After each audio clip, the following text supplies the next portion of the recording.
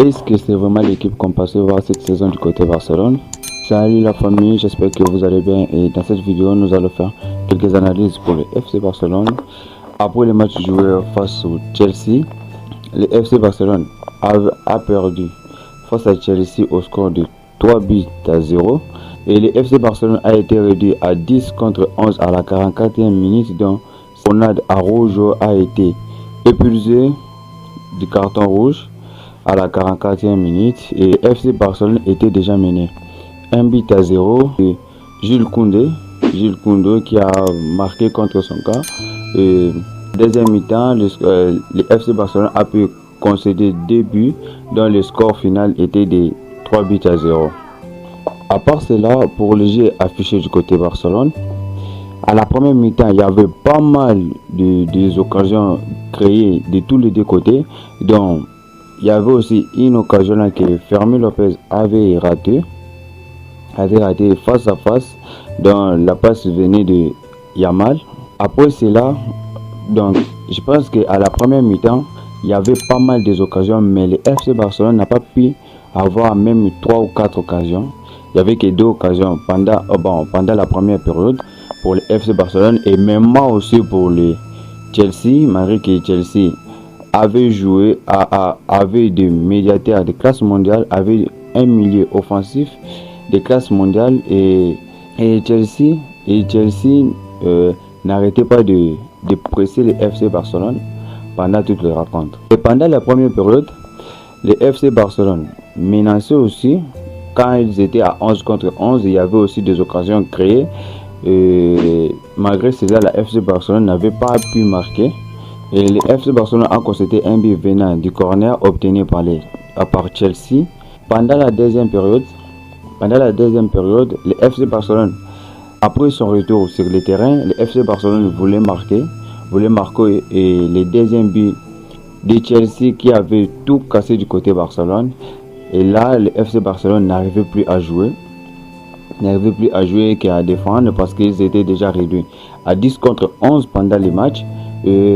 Du côté Chelsea, il y avait pas mal d'occasions créées pour les hommes de Maresca. Et Chelsea aussi, malgré qu'il a battu le FC Barcelone par un score de 3-0, je ne pense pas qu'à 11 contre 11, le FC Barcelone veut concéder ces 3 buts.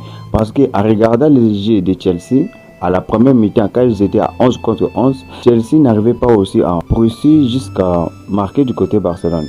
Et malgré les buts contre son cas de Jules Koundé, le FC Barcelone était dans un bon rythme pendant la première période, pendant les 30 premières minutes. Et jusqu'à ce que les buts ont été concédés et que le FC Barcelone n'arrivait plus. Et du côté Barcelone, pour les joueurs, Hansi Flick avait commencé comme le 11 de départ. Il y avait pas mal de joueurs. Il y avait des joueurs de classe mondiale, mais pour moi, il y avait une erreur de mettre Araujo sur le terrain et garder Garcia en dehors. Pourtant, Garcia est bon en défense. Jules Koundé est là tant que latéral droite. Cette saison, Jules Koundé avait une baisse et n'arrivait pas à jouer correctement comme la saison passée. Et c'est ça qui crée beaucoup des erreurs du côté Barcelone. Et à part lui aussi, il y a aux défenses centrales, il y a Araujo et Kubarski. Kubarski est un bon défenseur, c'est un défenseur qui se défend devant des grands joueurs. Araujo est un bon joueur, mais il a beaucoup d'erreurs. Parce que si vous remarquez ces derniers temps, tous les matchs que le FC Barcelone a joué, c'est toujours Araujo qui a créé quelques erreurs, qui a pu concéder un but au FC Barcelone. Les matchs retour joués entre le FC Barcelone et le Paris Saint-Germain, Araujo a été expulsé et là le Paris Saint-Germain avait pu marquer et avait pu dominer le FC Barcelone. Et à part là, la saison passée aussi face à l'Inter, c'est toujours Araujo qui s'était mis derrière le numéro 9, donc derrière les défenseurs qui étaient au cage, donc qui étaient dans la surface du côté Barcelone. Araujo s'est mis derrière lui et en oubliant que les défenseurs qui étaient devant lui pourraient marquer. Et là, le FC Barcelone a été éliminé à la demi-finale de la Ligue des Champions. Et cette saison, toujours mêmement, c'est toujours Araujo qui est toujours en train de faire quelques erreurs du côté Barcelone qui coûtent cher, des erreurs qui coûtent cher. Par regardant le jeu créé dans ces flics, la saison passée, les maîtres de défense du côté Barcelone étaient Inigo Martinez.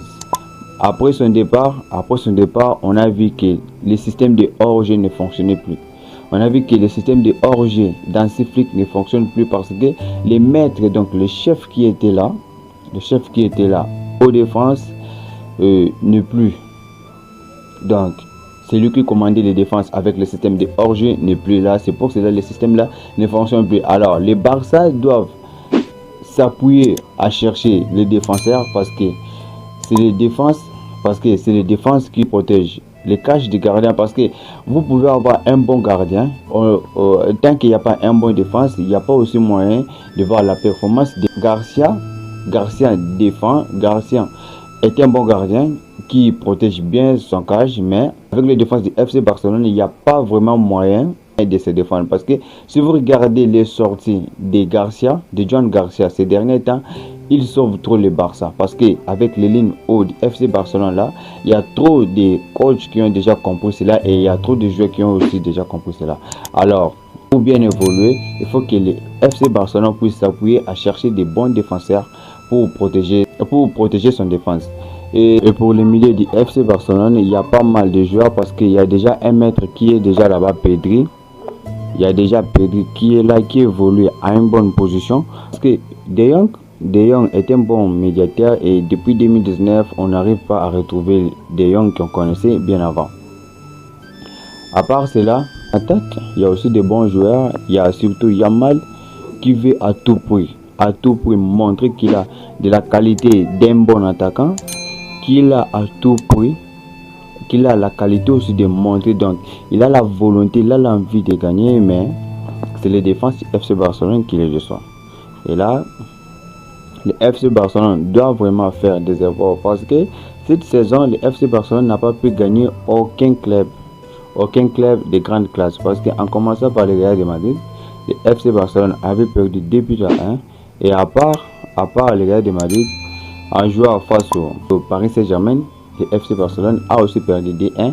Et face à Chelsea, mêmement, il a perdu 3-0. Et là, on voit déjà que le FC Barcelone n'est pas dans un bon voie pour la Ligue des Champions cette saison.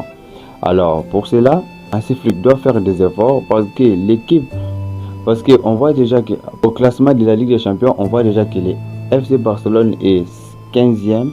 On voit déjà que le FC Barcelone est 15e.